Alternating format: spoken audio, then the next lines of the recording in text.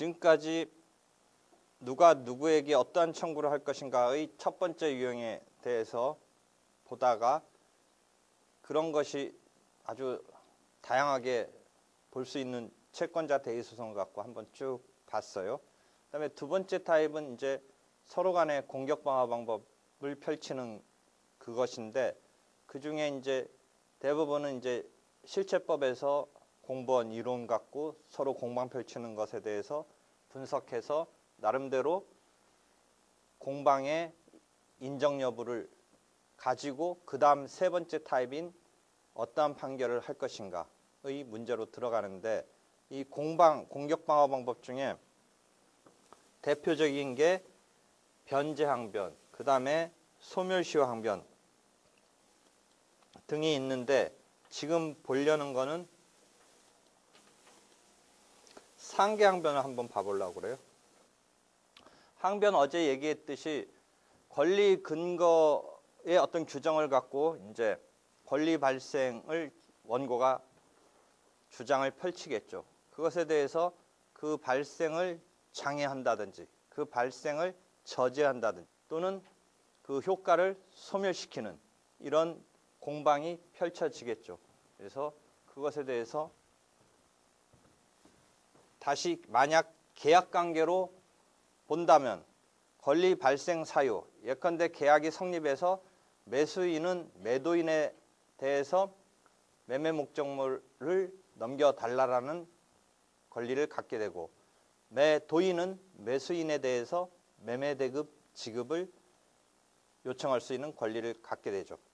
그래서 그 계약이 성립하면 그 계약의 효력으로서 그러한 권리를 갖게 되는데, 반대측은 이제 그 계약의 효력 발생에 장애라든지 권리 행사를 저지한다든지 권리 소멸로서 여러 가지 방어를 펼치겠죠.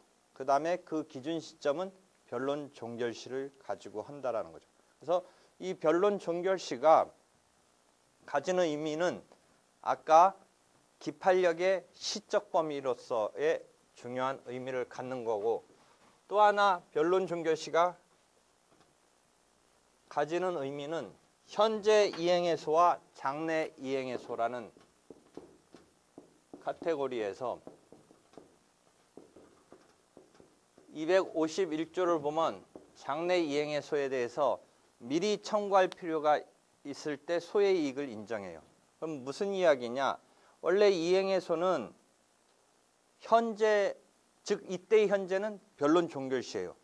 그래서 변론 종결시 현재 이행해소의 소의 이익은, 당사 적격은 특별히 문제가 되지 않아요. 아까 언뜻 어떤 점에서 이런 이야기를 했냐면, 전부명령이 발령된 그 채권에 대해서 본래의 주체였던 사람이 제3채무자한테 이행 청구를 했을 때 당사 적격의 문제는 주장 자체로 통과하면서 뭔가 본 청구에 대한 결론으로 가면 된다라고 할 때 잠깐 얘기했던 이행해소에 있어서는 당사 적격이 그 주장 자체로 큰 문제 삼지 않고 들어간다.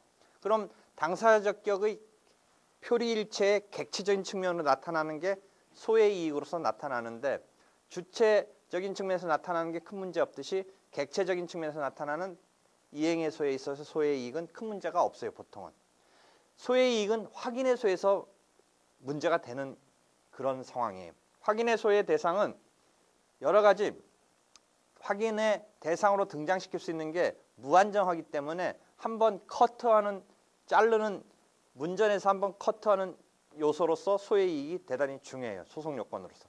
근데 확인해소에 대비되는 이행해소 또는 형성해소는, 이행해소는 실체법에서 청구를 바탕으로 들어오는 거니까 실체법의 청구를 전제로 해서 주장하면 되는 거예요. 그냥 소의 이익이 그 자체로 있는 거예요.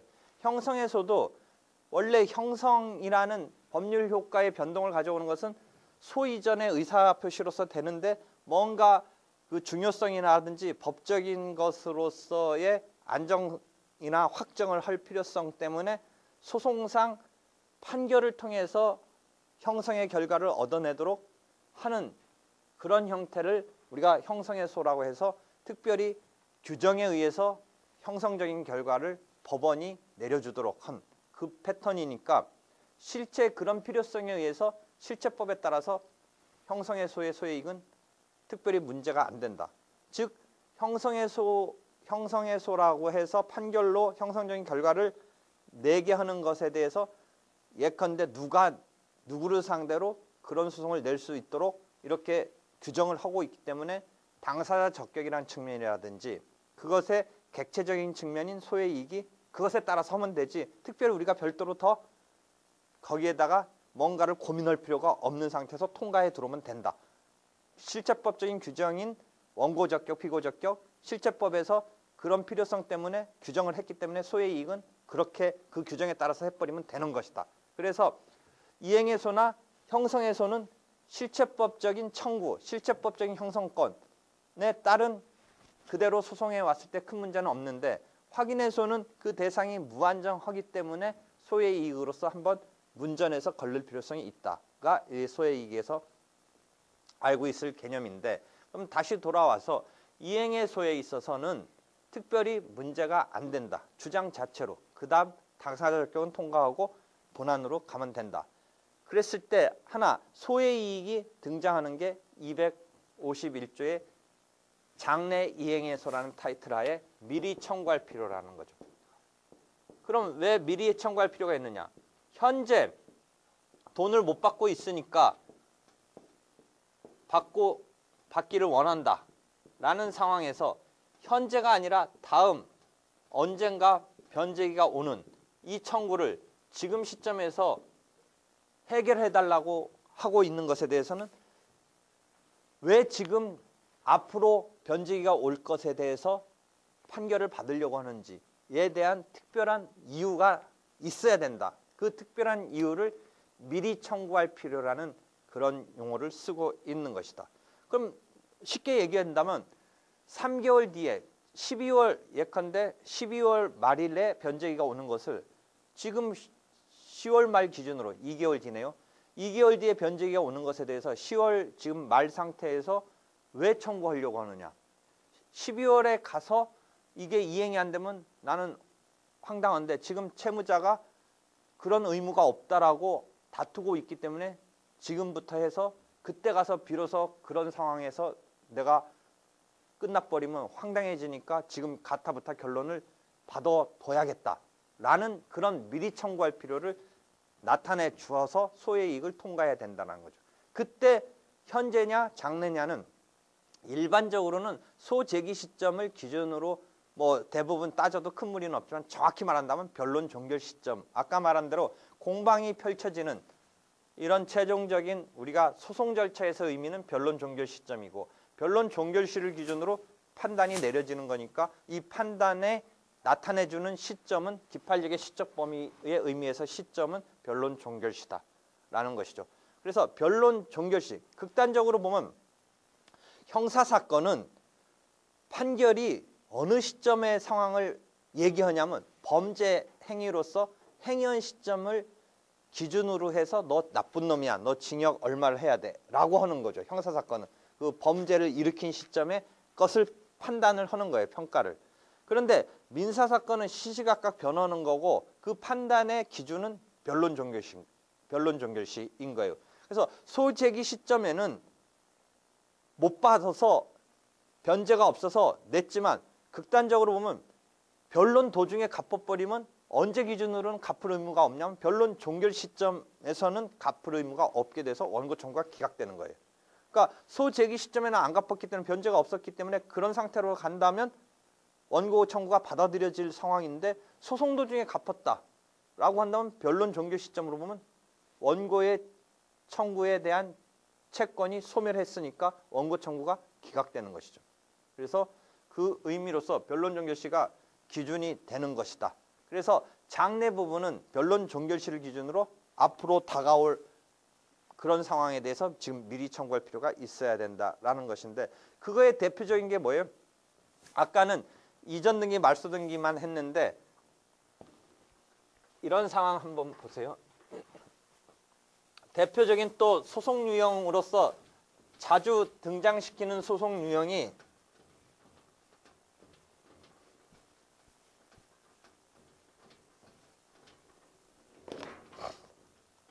어제 조금 나왔었는데 땅 주인이 있는데 이 땅을 불법으로 또는 사실은 애초에는 정상적인 권한으로 뭐 임대차를 해서 빌렸다 뭐 이런 상황도 있을 수 있는데 하여튼 지금 시점에는 그 권한이 소멸했다든지 한 상태에서 여기에 빌린 땅 위에 집을 신축해서 이 건물을 지금 소유하고 있는 자에 대해서 땅 주인이 문제를 제기하는 거예요.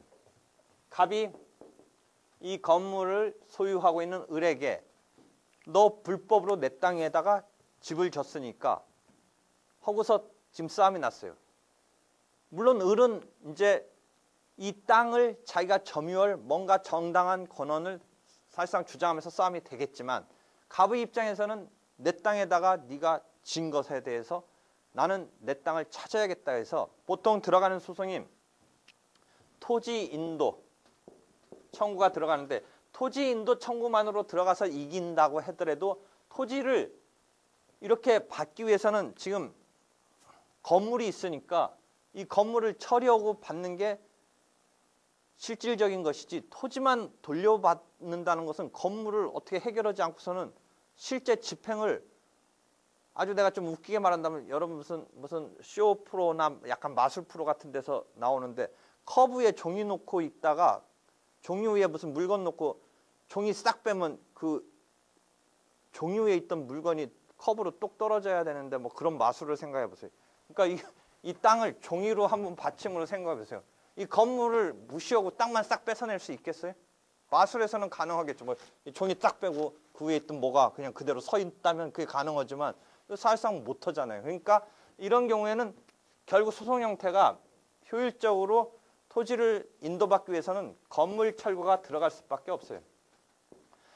Y를 상대로, 을을 상대로 갑은 건물 철거 청구를 같이 붙여요. 그럼 토지 인도 및 건물 철거가 들어가니까 거기까지는 논하고 있지는 않지만 이것을 두 개가 합해진 것을 하나의 사건 소송 단위로 볼 거냐, 건물 인도라는 단위와 토지 인도라는 단위와 건물 철거라는 단위가 두 개의 소송물이냐는 사실은 더 아주 복잡하게 한다면 뭐 우리가 검토를 해야 되는데 거기까지 뭐 정확히 심층적으로 분석하거나 질문하지는 않아요. 그냥 입에 배서 토지 인도하고 건물 철거가 미수로 해서 건물 철거 및 토지 인도. 이것도 어떤 논리적인 순서는 건물 철거를 먼저 하고 토지 인도를 받는다라는 게 이렇게 어떤 순서적으로는 더 편한 순서랄까 이렇게 논리적인 순서가 되는데 하여튼 건물 철거 및 토지 인도 이런 소송이 들어가는 이런 상황에서 보통은 이런 청구로만 끝나는 게 아니라 뭐까지 들어가냐면 네가 이 땅을 불법 점유한 시점부터 이 차임 상당의 손해금 지급 청구를 내는데 그 종기 최종적인 시점을 어떻게 내냐면 예컨대 월 차임을 한 300만 원이면 300만 원이라면 300만 원에 대한 어떤 종기를 이 토지를 인도할 때까지 달라라고 들어가는 게 일반적인 형태예요. 그래서 건물 철거 및 토지 인도에다가 월 300만 원의 차임에 대해서 언제부터 그 언제부터는 과거 언제 시점이겠죠. 이 소송을 냈을 때. 그러면 아주 그냥 계산하기 앞으로 미래 거는 뭐 자기가 무시하겠다. 처분권주의 원칙상 무시하겠다 하고 좀 소 내는 시점까지만 그냥 잘라서 지금 것까지만 한 2년간 침해했다면 한 2년분만 받겠다 한다면 그렇게 할 수는 있지만 보통은 맥시멈으로 청구하는 것은 그 언제부터 앞으로 건물을 최종적으로 나한테 넘겨줄 때까지 월 300만 원을 내라, 지급하라 이런 소송을 내는 게 일반적으로 될 수 있는 거고 그것을 정확히 분석한다면 좀 아까 얘기했듯이 소를 낼다는 의미를 현재냐 장래냐라고 자른다면 변론 종결시까지는 현재 부분이에요. 변론 종결시까지는. 그다음에 변론 종결시 이후부터 건물을 인도할 때까지가 장래 부분인데 그때 미리 청구할 필요에 있어서 현재의 건물을 반환해야 되느냐 자기 을 입장에서는 정당한 어떤 토지를 점유할 권한이 있느냐를 갖고 옥신각신 싸우니까 현재 싸우는 것에 비춰서 앞으로 것도 의무 이행을 둘러싸고 싸움이 될 거니까 현재 플러스 그 경우에 미리 청구할 필요를 인정해서 같이 청구가 들어가는 대표적인 것이다 라고 하면서 이 사례를 미리 청구할 필요가 있는 그 상황 중에 하나로 교과서에서 얘기하고 있는 거예요. 그래서 이런 청구의 틀을 무진장 많이 쓰는 틀이고 하니까 채권자 대의 소송 못지않게 많이 쓰는 틀이니까 알아둬야 되는데, 여기서 더 나가서 이 을이, 실제 건물 주인 을이 병한테 빌려주고 있으면 어디까지 또 하나 청구가 들어가야 되냐면, 병에 대해서 건물에서 갑의 입장에서 병한테 건물에서 너는 나가라 이런 식으로 건물 퇴거 청구가 들어가요. 그래서 을에 대해서는 건물 철거 및 토지 인도, 병에 대해서는 건물에서 퇴거하라. 그럼 아주 로스쿨 학생들은 그 용어가 어떤 의미인지 알고 있겠지만, 퇴거는 넘겨주는 건 아니고 이렇게 바깥으로 나가라는 의미 뭐 이런 정도고, 철거는 이제 부수라는 의미고 뭐 그런 것인데, 하여튼 그런 청구까지 병을 상대로 공동소송으로 들어가는 틀까지 더 이제 나아간다면 가능해요. 그래서 이런 틀에서 지금 다시 돌아와서 장래 이행 부분은 변론 종결시 이후 부분부터 토지를 인도할 때까지의 부분인데, 이 경우를 미리 지금 여기 싸우는 내용 등에 비춰서 미리 청구할 필요가 있다라고 해서 소의 이익이 있다라는 거죠. 그래서 이 상황을 이해하면 되는데, 이 경우에 차임 상당의 손해금이 부당이득으로 구성하느냐 불법 행위로 구성하느냐 할 수는 있어요. 보통 부당이득으로 구성하는 게 일반적이지만 불법 행위로 구성할 수도 있어요. 실제 올해 변호사 시험에, 기록형 시험에 어떤 거가 있었냐면 그 맞춘 사람 드물어요. 을측을 상대로 부당이득으로서 월 얼마 내라고 소송을 내서 패소한 판결문이 확정된 게 기록에 나와요. 그 다음에 을측에서 기판력이 있는 것 때문에 내가 네 청구에 응하지 못하겠다 이런 얘기까지 나와요. 그런 상태에서 을측의 갑이 청구하는 게 문제가 되고 있는 그런 장면이 있어요. 혹시 지금 기록형 문제를 생각해 봤을 때. 그랬을 때 대부분 어떻게 생각했냐면, 두 번째 청구는 전소의 기판력 운운하는 얘기가 나오니까 기판력이 문제가 된다라는 것은 이미 나오고 있기 때문에 그걸 답안에 어떻게 쓰냐면 이렇게 썼어요. 앞소송의 기판력은 변론 종결 시점까지 발생하기 때문에, 예컨대 변론 종결 시점이 뭐 소송에서 앞에 판결문이 딱 붙어 있는데, 여러분이 판결문 보면 당사자 나오고 여기에 변론을 종결한 날짜 나오고 판결 선고 일자가 나와요. 판결문 샘플을 보면 어딘가 다 책에 한 부분 있으니까 보세요. 당사자 있고 변론을 종결한 날짜가 있고 판결 선고한 날짜가 나오고, 그 다음에 주문이 나오고 원인 청구 이유가 나와요. 그때 변론 종결 일자가 나온 그 판결문에 패소 판결 부당이득금 반환 청구를 했던 패소 판결문에 변론 종결일을 딱 찾아서 그때 이후 시점은 기판력의 시적 범위와 관련해서 기판력에 의해서 차단되지 않기 때문에 하면서 언제 부분은 다시 청구할 수 있다라고 하냐면 변론 종결 시점 이후 부분은 청구하는 식으로 답안을 쓴 사람이 많았었어요. 그것도 못한 사람도 많았지만 실제 그것 때문에 자꾸 혼선이 있어서 나한테 물어보는 것 같아요. 지금 무슨 상황인지 알겠어요? 앞 사건에서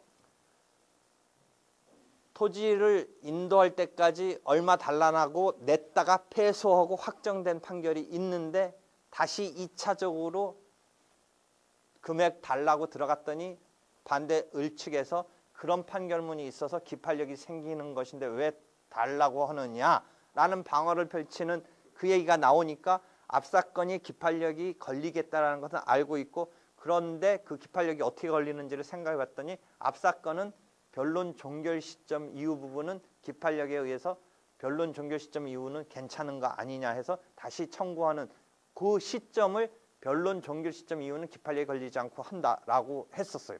근데 그 발상은 일반적인 경우에는 맞는데 변론 종결 시점 이후 부분은 앞판결이 말해주는 건 아니니까 패소된 앞판결에서 말해주는 건 아닌 거다라는 생각은 잘했는데 뭐를 하나 놓쳤냐면 앞사건의 판결이 장래 이행 청구에 대한 것의 패소 판결이니까 그 판결은 변론 종결 시가 있지만 일반적인 사건과 달리 이미 어디까지 당사자가 청구했던 거고 법원이 어디까지 안 된다고 했던 거예요. 변론 종결 시점 이후 부분도 안 된다고 한 거예요. 실은. 무슨 말이냐. 당사자가 변론 종결 시점 이후 부분도 장래 이행으로 요청을 했던 거고 법원이 거기에 대해서 안 된다고 한 거예요. 그럼 두 번째의 청구는 이 사람들이 머리를 써서 어떻게 청구했냐면 부당이득으로 청구한 게 아니라 실은 불법행위로 청구를 했어요. 그러니까 아주 정확하게 접근을 하려면 소송물이 틀리니까 기판력이 걸리지 않는다라고 가면 됐었던 거예요. 다시 정리해 볼게요. 앞 사건에 부당이득으로 구성해서 장래 이행 부분까지 포함된 이런 의미의 변론 종결 시 뭐 해서 뭐 이렇게 지나면서 그때 어떤 시점에 뭐 해가지고 토지를 인도할 때까지인데 구성을 부당이득금으로 해서 구성을 해서 청구를 했다가 깨졌어요. 근데 2차적으로는 손해배상으로서 불법행위로 들어갔어요. 그러니까 어쩌서 뭐 기판력 운운하니까 이게 기판력이 안 걸리고 이게 들어가려면 어떻게 할까 생각했더니 변론 종결 시점 이후에는 기판력이 걸리지 않는다라고 해서 2차적인 청구가 가능하다라는 생각을 했는데 오히려 그게 아니라 앞 사건은 변론 종결 시점 이후 부분도 다 깨진 거예요. 실은. 그러니까 변론 종결 시점 이후 부분이 기판력이 걸린다 안 걸린다는 요 경우는 그렇게 접근하면 안 되는 거예요. 오히려 어떻게 접근했었어야 되느냐? 소송물이 틀린 거예요. 앞 사건은 부당이득금 반환 청구로 깨졌던 확정 판결이 있었던 거고 두 번째 사건은 손해배상으로 들어갔으니까 소송물이 틀리니까 일단은 기판력이 걸리지 않아요. 근데 그렇게 해서 그럼 이제 가능한 게 됐는데 다만 그 가능한 시점이 불법행위에 의한 손해배상 청구는 시효가 있으니까 있은 때부터 10년, 안 때부터 3년이니까 뭐 지금 입장에서의 소송을 낼 때 보면은 언제부터밖에 못 받게 지금 청구를 해야 되냐면 3년분만 받아야 돼. 지금 소장 내는 시점에서.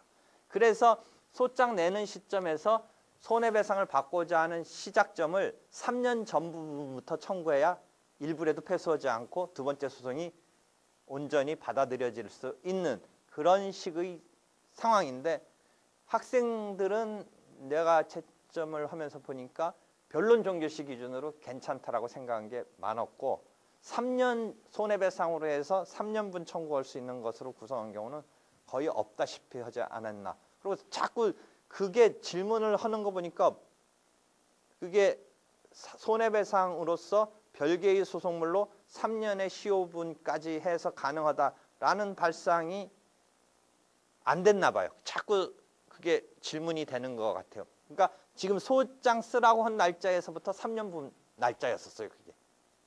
이해됐겠죠? 3년. 그 날짜가 그렇게 해서 나온 거예요. 그런데 변론 종결 시 이후 시점 청구할 수 있는 것으로 구사한 게 많았던 것 같아요. 이해되겠죠? 그래서 이렇게 미리 청구할 필요가 있다라는 이 부분인데 여기서 아울러서 그럼 더 이제 본다면 이 건물 철거 청구에 대해서 토지 인도 및 건물 철거 청구에 대해서 피고 측에서 어떤 항변을 할 가능성이 있냐면 임대차가 정상적으로 종료된 케이스 등에 있어서는 그게 자기 잘못으로 마무리될 수밖에 없었던 경우는 건물 매수 청구권이 인정되지 않지만 뭐 기간이 끝나면서 종료가 됐다든지 했을 때 건물 매수 청구권이 행사되는 이런 상황을 맨날 우리는 이제 예상하고서 공부를 하고 실제도 있고 그런 거죠. 그래서 건물 매수 청구권이 나오는 것이죠. 행사되는 것이죠. 그랬을 때 유명한 이제 판례도 있고 유명한 쟁점이 뭐예요? 시험에서 분명히 한두 번씩 이상씩 다뤄졌던 게 뭐예요? 건물 매수 청구권이 나왔을 때 법원이 아까 처분권주와 관련해서 건물 매수 대금을 치르고 건물을 매수해서 매매 계약이 성립된 것처럼 해서 일종의 을측은 뭐예요? 매수 청구권이 행사됐으면 매도인이 된 거고 갑측은 매수인이 됐으니까 매매 계약이 성립이 됐다고 되면 그러니까 이쪽은 건물을 인도해야 되고 이쪽은 매매 대금을 치러야 되니까 매매 대금 지급과 함께 건물을 오히려 인도하라는 류의 판결을 할 수 있겠느냐가 쟁점이 됐었던 거죠. 그래서 95년도인가의 판례 전원합의체 판결은 뭐예요? 원래는 혼선이 있었는데 그 자체만으로는 안 된다. 애초에 원고의 청구는 건물 철거 및 토지 인도 청구인데 그 경우에 건물 철거와 건물 매수 청구권이 행사돼서 인도라는 청구와 대칭돼서 매매대금을 주라 마라고 할 수 있기 위해서는 건물 철거와 건물 인도 청구는 성격이 다른 것이니까 그 자체로는 그대로 상환이행으로 가기 위한 작업을 그 자체로는 그대로 할 수는 없고 그러니까 우리가 일반적으로 단순이행 청구했을 때 상환이행 판결을 할 수 있겠느냐의 처분권주의의 틀에서의 그 틀을 갖고 와서 해보려고 했는데 원래의 청구가 건물 철거고 그 상환이행으로 구성하려면 건물 인도로서 구성이 되는 대금 반환과 대금 지급과 그렇게 되는데 그럼 철거와 인도를 이꼴로 볼 수 있느냐 해서 난관에 부닥친 거예요. 그래서 지금 전원합의체 판결은 그 자체로는 아니다. 물론 학설은 그것도 이꼴급으로 봐서 그냥 해줘도 되지 않겠느냐의 입장도 없는 건 아니지만 전원합의체 판결은 그 자체로는 안 되고 예비적이라도 성명을 해서 건물 인도 청구를 끄집어낸 다음에 상환이행 판결을 해줘야지 그 자체만으로는 안 된다. 그래서 이 경우가 해설을 한다면 청구 취지에 대해서 법원이 성명을 하라라는 그런 특이한 경우에 보통 우리가 성명은 변론주의의 보완책으로서 어떤 청구 취지에 들어와서 주장을 펼치는 단계에서 작동하는 성명권 변론주의 이 개념인데 이때의 성명은 청구 취지에 대해서 성명하라는 게 특이한 거죠.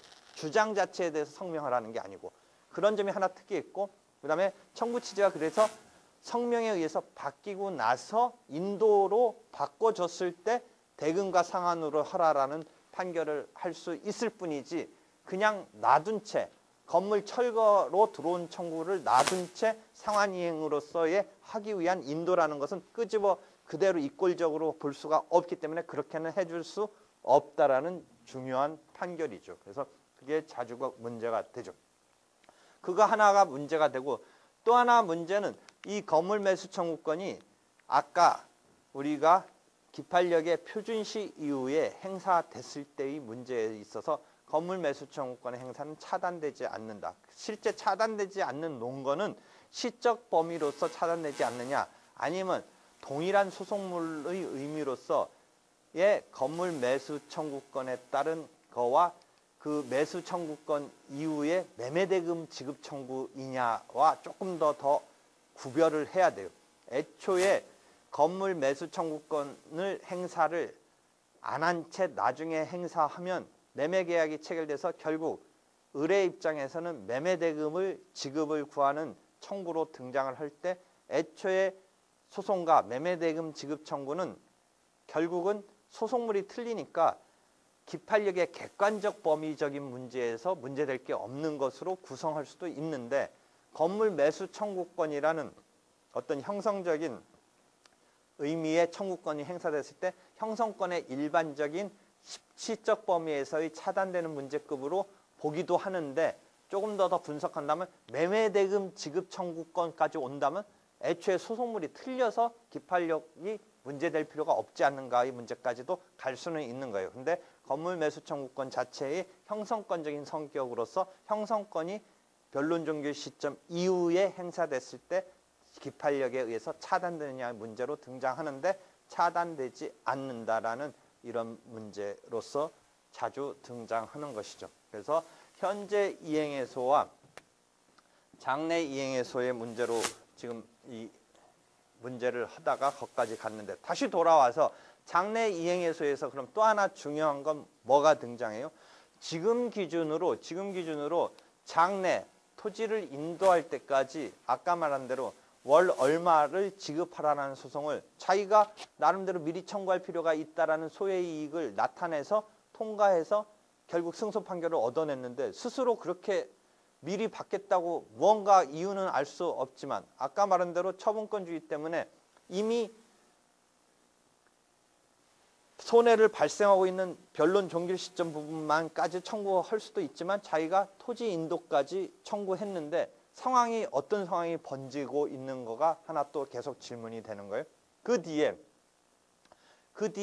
그 토지의 사용료가 처음에 자기가 미리 청구할 단계 예컨대 소송 도중에 예컨대 한 월 30만 원 정도로 청구해서 차임을 그 정도로 잡아서 차임 상당의 손해금을 월 30만 원씩 토지 인도시까지 받겠다고 청구해서 받아들여졌는데 그 뒤에 보니까 이게 한 9배 뛰고 10배 뛰었어요. 뭔가 지하철도 들어오고 역도 들어오고 이러면서. 그래서 한 300만 원 정도의 10배 정도의 차임을 받을 수 있어요. 그럼 판결은 한번 확정되면 기판력이 발생하니까 이 경우는 특이하게 장래 부분까지 그게 작동을 하는 거예요. 다음 달도 그 판결대로라면 30만 원만 주면 돼요. 다다음 또 30만 원만 주면 돼요. 그러면 아까 말한 대로 현재는 막 지하철이 들어온다고 그래서 300만 원도 값어치가 있는데 피고 입장에서는 판결대로 주라고 한 거로 주면서 인도를 최대한 버티면 실제는 300만 원 값어치가 있는 땅을 30만 원만 주고 쓸 수 있는 거예요. 상황적으로. 그러니까 원고 입장에서는 이럴 줄 알았으면 그냥 나중에 청구할 거 했는데 자기가 먼저 청구해서 30만 원으로 요청을 해서 법원이 그렇게 하도록 해놓고 있는데 지금 보니까 300만 원 받을 수 있다라니 깝깝하잖아요. 그럴 때 기판력이라는 판결이 한번 확정되면 그 사람들의 관계는 그렇게 정해져서 기준으로 작동을 하는데 그걸 깨고 싶은 원고는 어떻게 하겠냐 이거죠. 그랬을 때 과거에 93년도 한번 판례는 2002년도에 민사소송법이 개정되기 전에 특별히 이런 뭔가 좀 구체적 타당성에 비춰서 이 사람이 억울하다고 생각했는지는 모르겠는데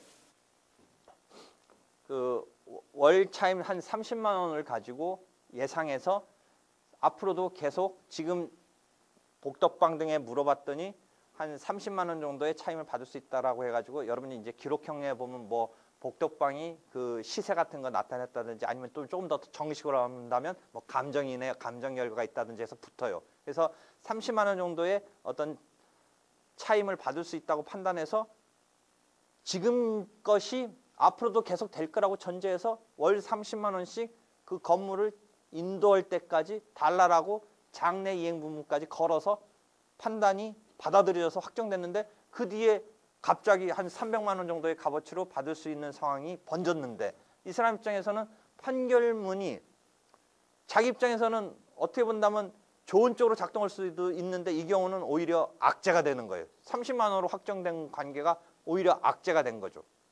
그래서 이 사람 입장에서는 300만 원급으로 받고 싶은데 한편 피고는 뭐예요? 오히려 판결문이 내려져서 판결문대로 자기가 하겠다라고 한다면 300만 원 내고 쓸 판이었는데 판결문대로 하면 30만 원만 내고 끝끝내 쓸 수도 있는 인도할 때까지는 30만 원만 내주면 되는 거니까 판결에서 그렇게 하라고 했으니까 이런 상황이 번졌기 때문에 93년도 전원 그때 당시에 전원합의체 판결이 이 사람 원고 측에 그런 상황을 반영해서 그 기판력을 깨버리고 일부 청구에 대한 명시적 일부 청구 긍정설에 있어서의 잠부 청구가 기판력에 걸리지 않는다라는 논리를 끌어들이고 이 케이스는 명시적 일부 청구로서의 명시한 바가 없지만 명시했다고 의지하고 그럼 애초에 30만 원으로 청구했던 것을 30만 원으로 청구했다는 것을 나머지 차액인 270만 원을 별도로 청구함에 있어서 기판력이 걸리지 않고 가능하다는 이론 구성을 했어요. 되겠죠? 그런데 2002년도에 외국에 이미 독일과 일본에 있는 제도고 완전히 조문은 똑같지 않지만 대충 그런 제도로서 비슷한 제도로서 252조가 정기금 지급을 명한 판결에 대한 변경해소라는 것을 우리는 받아들였어요. 이미 외국에 있는 제도인데. 그런데 다만 이 정기금 지급을 명한 판결에 대해서 변경해소는 좀 아까 전원합의체 판결과는 조금 그 방식이 틀려요. 아까 거는 30만 원 판결을 일단 인정하되 차액인 270만 원을 잠부 청구를 명시적 일부 청구를 끌었어서 기판력이 걸리지 않는다라고 했는데 지금 정기금 지급을 명한 판결은 30만 원 판결을 취소시키는 개념으로 300만 원짜리 판결을 다시 해주는 거예요. 기판력이 발생했던 그 판결을 취소시키는 개념이고 300만 원짜리 판결을 다시 내주는 거예요. 그런 식으로 좀 방식은 틀리는데 다만 이 정기금 지급을 명한 판결은 그 대상은 정기금, 반복적, 획기적으로 정기금. 그러니까 이 경우는 다음 달, 다다음 달, 다다음 달 토지 인도할 때까지 월 30만 원을 지급하라 라는 식으로 정기금이니까 대상이 될 수 있는 거예요. 다만 무조건 되는 건 아니고 현저한 어떤 상황이 바뀌어서 그 금액 산정하게 된 상황이 현저하게 바뀌어서 아까 말한 대로 뭐 토지가 갑자기 지하철역이 생긴다든지 해서 급등을 했다든지 뭐 그런 어떤 구체적 타당성에 비춰서 현저하게 그게 변동이 생겼기 때문에 그것을 반영해서 변경을 시킬 수 있는 소송을 인정하고 있어요. 그러니까 기본적인 발상은 뭐예요? 판결로서 확정된 내용을 다시 함부로 번복하는 것은 인정될 수 없다가 원래 출발점이에요. 물론 재심에 의해서 취소를 구한다든지 하는 특수한 경우는 있지만 일반적으로는 한번 확정된 판결은 번복되지 않는 것이 출발점인데 이 경우는 특이한 경우예요. 그 정기금을. 그럼 왜 특이하냐? 특이한 거는 판결을 한번 확정되면 번복할 수 없는 거고 재심 사유가 없는 한 안 된다고 했는데 왜 이 경우는 인정하고 있느냐? 그걸 깨고 그 어떤 서론적인 것은 교과서에 잘 안 나타나지만 지금 내가 얘기해 줄게요. 이거는 원래 발생했던 결과를 판결에 반영하지 않고 장래 부분이 예견해서 내려준 판결이니까 예견됐던 부분에서 지금 미스가 난 거예요. 그러니까 기존 판결과 함부로 깨면 안 된다는 명제가 여기서는 왜 무너지냐면 일반적인 판결은 이미 확정된 어떤 상황을 갖고 딱 3번 싸울 게 보장된 상태에서 충분히 자기 변명을 펼치고 내려진 결론이니까 받아들여라라는 그 명제인데 여기서는 왜 그게 조금 후퇴하면서 가능하냐의 발상은 예상된 부분으로 반영해서 내린 판결인데 그 예상이 완전히 이상하게 어긋난 거예요. 물론 그 예상도 그럼 지가 잘못하지 않았느냐 뭐 이렇게까지 얘기할 수는 있지만 하여튼 그런 점이 좀 틀린 거예요. 일반적인 판결에 대해서 기판력이 생겨야 된다는 점에서 그게 틀린 거예요. 그래서 장래를 보고 내린 판결로서의 그 부분에 대해서 정기금으로 지급을 명한 판결에 대해서 이 부분에 대해서 변경을 인정하게끔 해준 거예요. 다만 이제 이게 정기금이 그 대상이 되니까 뭐 조금 이야기를 확장하면 우리가 어떤 손해배상 같은 걸 받을 때 일실이익 같은 거 이런 것을 받을 때 일실이익이 지금 발생한 손해가 계속 발생한다라고 했을 때 여러분이 민법에서 뭐 호프만식, 라이프니츠식 뭐 이런 거 하면서 손해배상 받을 때 현재 가치로 일시불로 받는 게 더 일반적일 거예요. 그래서 일시불로 받는 경우는 이 대상이 안 되는 거죠.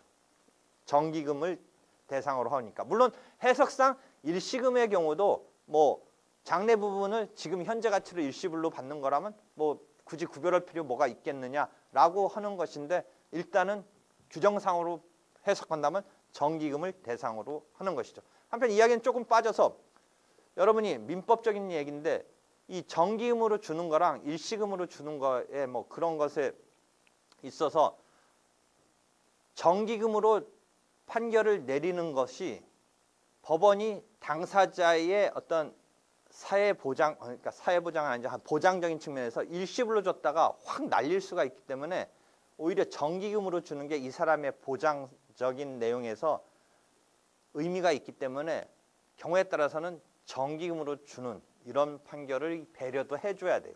그것을 지금 기준으로 일시불로 줬다가 이 사람 오히려 이 사람이 잘 활용할 수도 있지만 몸이 불편한 대가로 받는 거고 자기의 어떤 신체적인 손실에 따라서 그 돈으로서 그걸 서포팅을 받아야 되는 이게 그냥 그래도 다달이 조금씩 그렇게 주는 것에 의해서 이 사람이 계속 케어되는 건데 그걸 일시불로 줬다가 확 뭔가 돈을 날려버리면 이 사람이 실제 그 혼자서 뭐 지금 손상에 따라서 활동하기가 힘든데 그 돈이 확 날아가 버리면 이 사람의 보장적인 측면에서 문제가 있기 때문에 그게 정기금으로 명하는 판결을 해줄 필요성의 배려도 있는 것이다. 뭐 이런 생각까지 혹시 그런 부분에서 하고 있는지 모르겠는데 그게 되게 단순한 문제가 아니에요. 일시금으로 주는 게 좋은 게 아닐 수도 있어요. 이게 그냥 규칙적으로 이렇게 찾아 쓰게 하는 식의 의미로 정기금으로 지급되는 게 이 사람의 어떤 나중에 생활의 보장에 있어서 의미가 있는 그런 배려를 해줘야 된다. 뭐 이런 문제가 있는데 그건 좀 빠져서 나가는 얘기고, 하여튼 이 정기금 지급을 명한 판결에 대한 변경해소, 그다음에 그 이전에 판례적인 처리 뭐 이런 거가 항상 질문이 되는 그런 부분이에요. 그래서 거기까지 이해를 하면 돼요. 한편 이런 경우에 자꾸 이 경우도 조금 헷갈릴 만한데, 지금 토지의 주인이 등장한 경우와 오히려 건물 주인인데 건물을 임대했어요. 그리고 또 전차인이 등장해요. 그런데 이 사람이 불법으로 전대했다든지 차임을 제대로 안 준다든지 해서 건물 주인 입장에서 이 건물을 돌려받으려고 해요. 인도받으려고 그래요. 건물을. 했을 때 전차인한테 건물을 인도 요청을 하는 이런 경우의 상황과 이때 퇴거를 청구하는 을 말고 병도 등장했을 때, 이때 병도 등장했을 때 퇴거를 청구하는 경우와 인도를 청구하는 게 상황이 틀린데 그거에서 헷갈려 하지 마세요.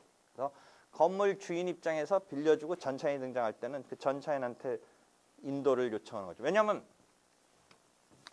이 사람 간의 관계에서는 주인이니까 두 가지 근거가 나와요.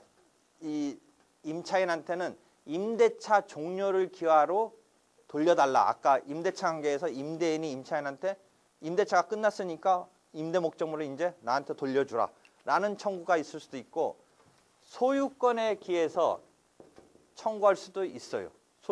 소유권자로서 청구할 수도 있어요. 그래서 여러분이 소송물 이론에서 건물 인도 청구를 하게 된 근거가 임대차 종료 등을 근거로 할 것인지 소유권을 근거로 할 것인지는 구소송물 이론에 의한다면 별개의 사건이에요. 만약 신수소송물 이론에 의한다면 하나의 사건을 불려지도 있겠죠.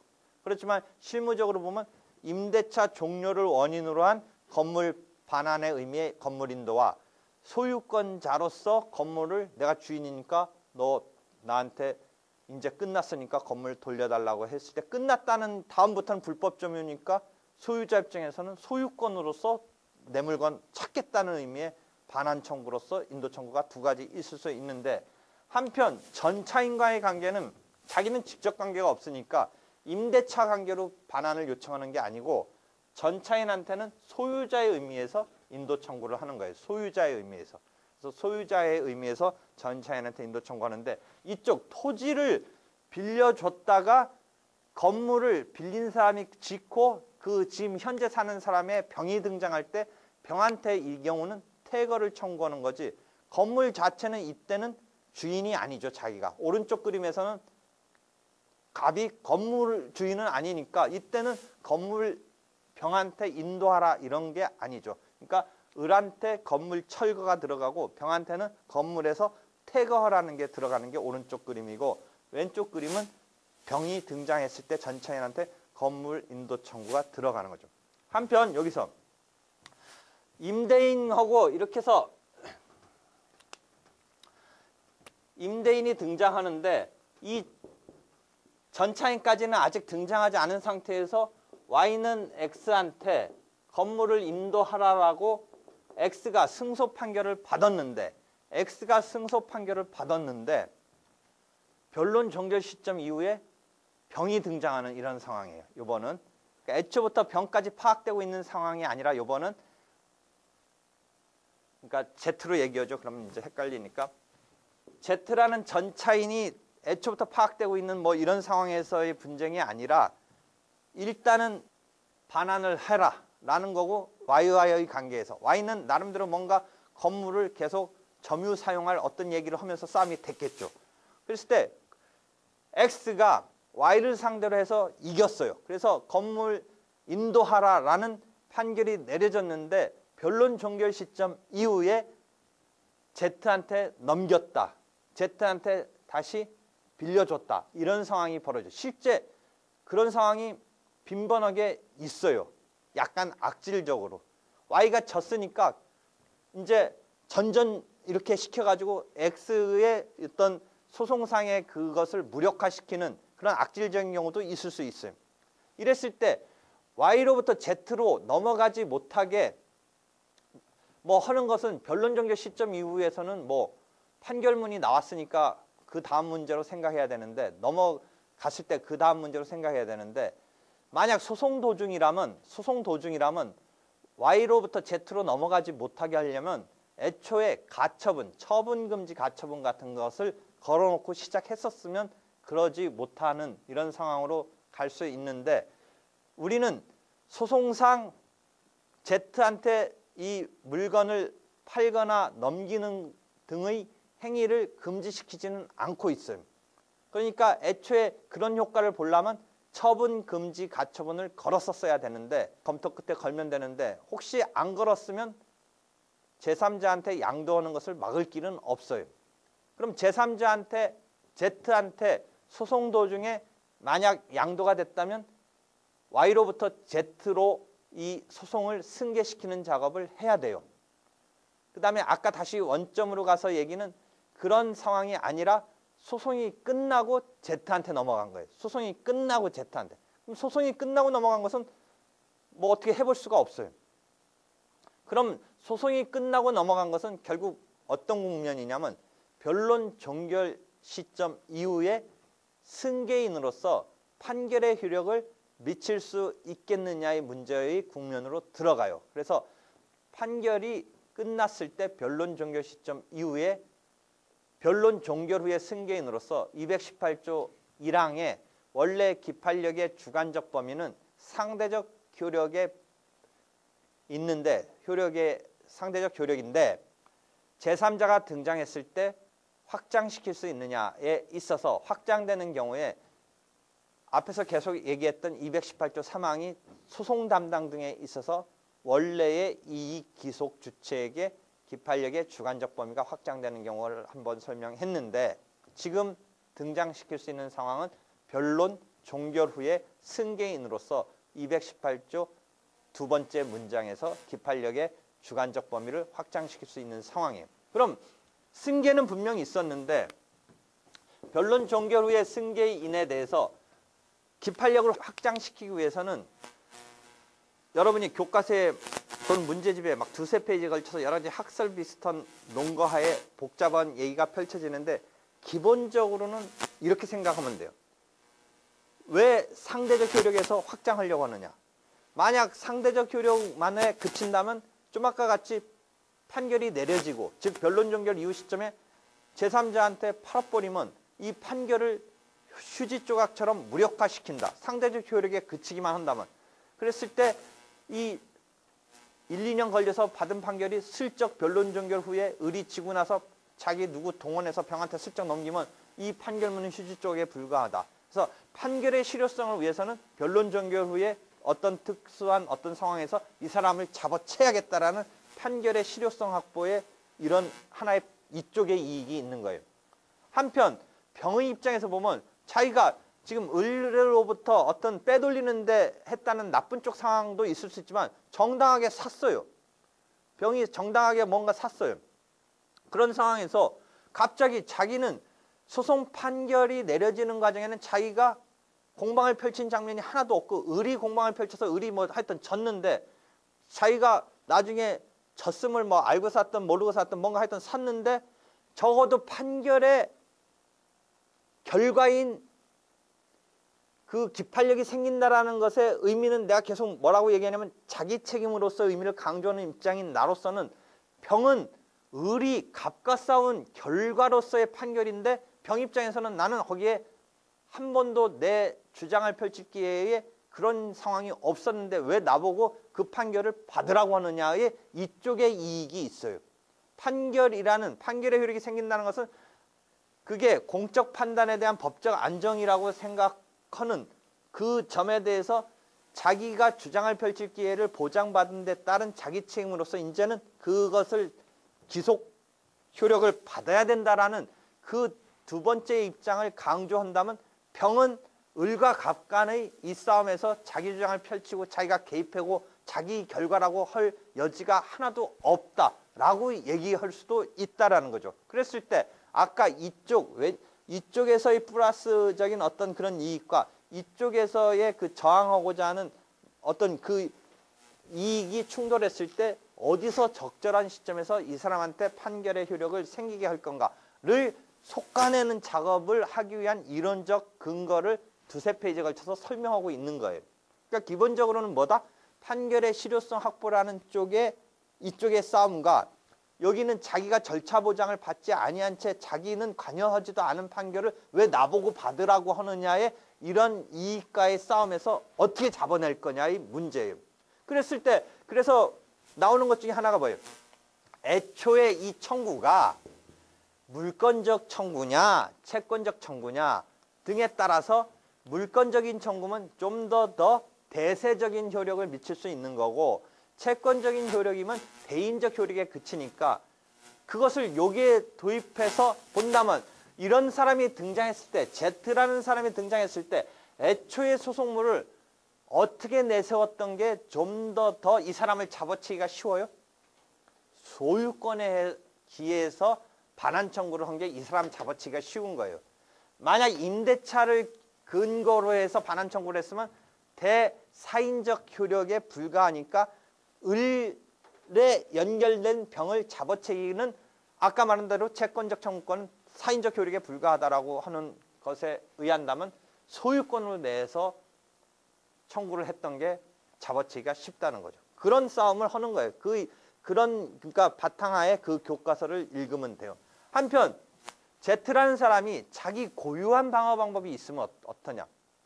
예컨대 선의의 어떤 취득자다. 뭐 이런 고유한 방어 방법에 있어서 예컨대 통정허위 표시로서 이 관계가 무효해서 요 케이스는 아니지만 이게 뭐 통정허위 표시로서 이 무효로 돌려줘야 되는데 이 사람은 뭐 이 무효에 대해서 선의의 제3자로서 민법 108조 등에 보면 뭐 대항할 수 있냐 없냐에서 선의의 제3자이다. 그럼 이 사람을 빼줘야 되지 않느냐? 그 양수가 있었지만 니네들이 무효라고 하지만 난 그 뒤에 모르고 선의로 산 사람이니까 나는 니네들이 무효에 의해서 반환하는 것 등의 싸움에 내가 왜 거기에 끼어들어가야 되느냐. 이런 싸움에 있어서 이 사람을 빼줘야 된다면 어떤 근거로 빼줘야 되느냐. 뭐 이런 것에서 실질설과 형식설이 등장하는 거예요. 형식설은 일단 변론 종결후의 승계인이다라고 보는 거고 실질설은 그러한 고유한 방어 방법을 감안해서 변론 종결후의 승계인이 아니다라고 보는 거예요. 형식설은 단계적으로 일단 너는 변론 종결후에 양수가 있었던 승계인은 맞다. 그렇지만 고유한 방어 방법이 있으니까 집행해서 빼주겠다. 뭐 이런 이야기의 싸움의 이야기가 거기서 펼쳐지는 거예요. 이해되겠죠? 한편 신소송문 이론에 있어서는 이런 청구의 근거를 가지고 소송물을 구별하는 것을 못하니까 결국 무슨 교부 청구권, 환수 청구권에서 사인적인 의미 또는 대물적인 의미로 약간 그 청구권의 개념을 나름대로 하나 더 분석해낸 그런 개념 등을 쓰고 있는 거예요.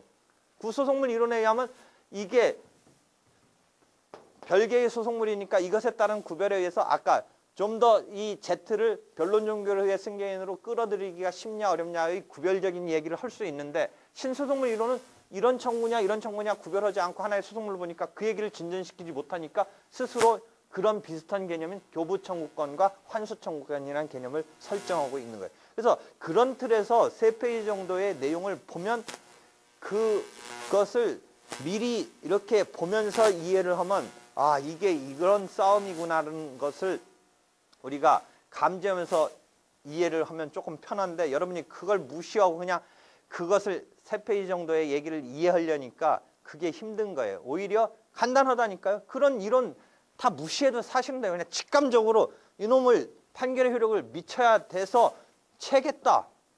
아니면 빼줘야겠다. 이거 직감적으로 생각하는데 그렇다고 또 직감적으로 주먹구구로 할 수는 없으니까 이론적인 바탕하에 그걸 정치하게 만들다 보니까 그 3페이지에 그런 나름대로 막 틀을 가지고 플러스 마이너스 따져보고 있는 거예요. 그 이야기를 하는 거예요. 그래서 그건데 다만 이런 건물 철거의 청구에 있어서 건물 철거 청구에 있어서 또는 이런 건물 반환 청구에 있어서 이 사람이 양도받은 사람이냐 임차 전차인이냐 따라서 건물 인도 청구에 있어서는 전차인과 양도인이 인도라는 부분에서 큰 문제는 없지만 이 철거 청구의 싸움에 있어서 을로부터 병이 등장했을 때 이게 이 건물을 양도받은 자냐 이 건물을 그냥 세입자에 불과하냐에 따라서 조금 더 원래의 소송물에 있어서의 적격을 이 사람이 승계했다고 보느냐 부분에서 세입자는 적격을 승계했다고 혹시 보기가 힘들기 때문에 분쟁 주체의 지위 이전설이란 조금 어려운 막 그런 얘기까지 하고 있는 거예요. 그러니까 애초에 소송물 그 자체로 이전이 있었다고 보는 정도에서는 조금 더 확장해서 적격이 승계됐다라고 보는 데로까지 확장을 시켜서 이 승계인의 범주를 포착하려다 보니까 이 승계인이 세입자 정도의 양수인이 아니라 세입자라면 세입자 정도에 있어서는 건물 철거에 있어서 지금 세입자로 등장한 사람은 적격을 승계했다고는 볼 수 없는 거 아닌가 이런 생각을 하니까 그 사람을 채기 위해서 분쟁 주체의 지위가 을로부터 병한테 이전됐으니까 그 사람은 그런 의미에서 일단 승계인의 범주로 봐줘야 된다. 승계가 있다고 봐줘야 된다. 뭐 이런 이론까지 막 가고 있는 거예요. 그래서 그런 정도까지의 얘기가 이 상황을 전제로 지금 전개되는 상황을 설명했어요. 그 다음에 상계 부분을 얘기하려다가 시간이 막 되고 있는데요. 상계의 부분에 대해서만 보면 항변으로서 중요한 상계인데 상계권이 소송상 이제 비로소 행사되는 경우부터 이야기가 시작돼요. 원래 상계는 실체법에서 배웠으니까 굳이 소송 이전에 여러분이 그냥 실체법에서 배운 의사표시로서 자기 자동 채권을 갖고 상계하겠다라는 이런 의사표시에 의해서 채권의 소멸을 가져오는 것이다라고 끝나면 다행인데 소송에서 비로소 방어 방법으로 행사됐을 때 이 의미가 우리가 소송법에서 방어 방법으로 실체법에서의 법률 행위에 대칭돼서 소송행위라는 개념을 설정했는데 소송상 방어 방법으로 소송행위로 행사됐으니까 그렇게만 볼 거냐. 소송물 이론에서 실체법적인 것을 떠나서 소송법 독자적으로 신소송물 이론을 만들었듯이 여기서도 소송행위라는 개념을 민법에서의 법률행위 개념을 이제 떠나서 독자적으로 만든 입장에서는 이 자체의 실제법적인 것은 우리는 상관없다 해서 소송행위만으로 포착을 하는 그런 소송법의 독자의 입장에서의 입장이 있는 반면 한편 사법행위로서의 의미를 이쪽 소송행위만으로 생각하지 않고 그 사법행위로서의 사법적인 의사표시를 또 한편 병존적으로 인정하는 병존설 내지는 사법행위설 이 두 축이 있어요. 그래서 이 상계권이 그렇게 행사된 것에 대해서 순수한 소송행위로만 볼 거냐 사법적인 행위로서 우리가 민법서 배운 의사표시 즉 그 의사표시는 소송상 어떻게 된 거예요? 준비서면 등이 상대방한테 도달되고 법정에서 구술로 변론을 할 때 소송해서 구술로 상계하겠다는 의사표시를 한 게 일단 소송 잊어버리면 실체법적인 의미가 어떻게 되느냐 해서 그 실체법적인 의미까지를 부여해 주는 게 병존설이에요. 그러면 이 차이가 뭐에서 나오느냐 상황을 한번 보세요. 소송이 치하되면 267조 아까 제소금지 앞에 있는 조문이 소송 계속이 소급적으로 소멸된다라고 하고 있으니까 상계 항변을 했는데 원고가 소를 취하하면 이 상계 항변 포함해서 소송상 지금까지 뭔가 해왔던 게 다 싸그리 원점으로 가서 소급적으로 소멸되니까 상계권이 행사된 것까지 포함해서 다 없어졌다고 쳤을 때 상계 의사표시의 실제법에서 얘기하는 그 상계가 어떻게 될 거냐의 문제에서 소송행위설은 그건 우리는 생각하지 않고 그런 건 없어요. 이건 오로지 소송행위만 생각하는데 병존설 내지는 사법행위설은 사법적인 행위로서 의미는 잔존한다 라는 이야기를 하고 있는 거예요.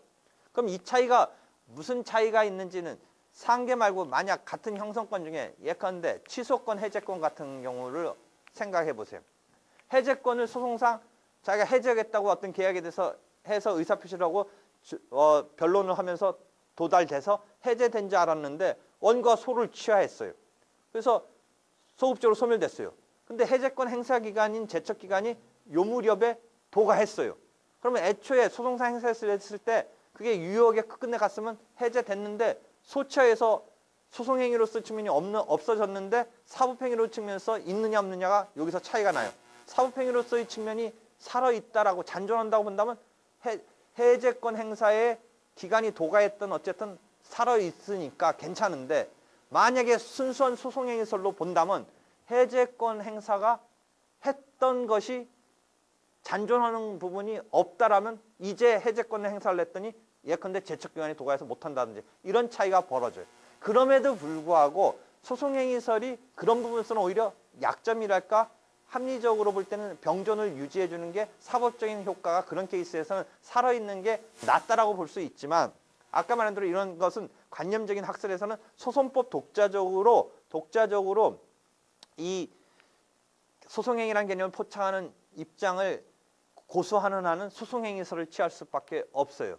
그렇지만 경우에 있어서 사법적인 측면을 완전히 또 무시하면서 순수한 소송행위를 취하는 데 대해서 약간 부담감을 가지니까 실무는 당연히 병존 내지 사법으로 상계권의 경우는 아니고 해제권의 케이스에서 그렇게 보지만 학설은 소송행위로 독자적으로 하고 싶긴 한데 완벽하게 그렇게 보는 데는 조금 주저하면서 병존 내지는 사법적인 측면을 인정하면서 다만 소송행위설적인 결론을 끌어내기 위해서 신자를 붙인 신병존설을 주장하기에 이르렀어요. 기본적인 출발은 병존을 인정하는데 결국 소치하 등에 의해서 소송행위로서의 측면이 유지된다면 모를까 소치하 등에 의해서 없어진다면 사법적인 행위 측면도 문제는 없어져야 되는 거 아니냐의 측면에서 병존을 인정은 하되 조건적으로 걸어서 신자를 붙여서 소송행위적인 결론을 끌어내는 쪽으로 학설은 그런 식으로 지금 나아가고 있어요. 그러니까 순수한 소송행위설 취하기에는 조금 부담감을 느끼고 병존은 인정하되 조건으로 결부시켜서 소치하 등이 없어서 다행이면 다행이지만 소치하 등이 있어서 소송행위로서의 측면이 사라지게 된다면 사법적인 행위 측면도 사라지는 것으로 해서 소송행위적인 결과를 가져오는 쪽으로 하는 의미에서 신병존설이라고 부르는 그런 입장이 학설의 입장인데 판례는 계약의 해제 경우 등에 있어서 사법행위설 내지는 병존설을 취하고 있다라는 것이죠. 사법행위설 내지는 병존설. 한편 요번에 약간 이거와 관계된 게 뭐가 있었냐면 소송상 의사표시를 하는 거가 여러분이 그런 문장을 봤는지 모르겠는데 소송사 행사하는데 예컨대 원고 입장에서 행사할 때 소장 부본의 송달로서 그런 의사표시가 도달됐다. 이런 문장을 봤을 거예요.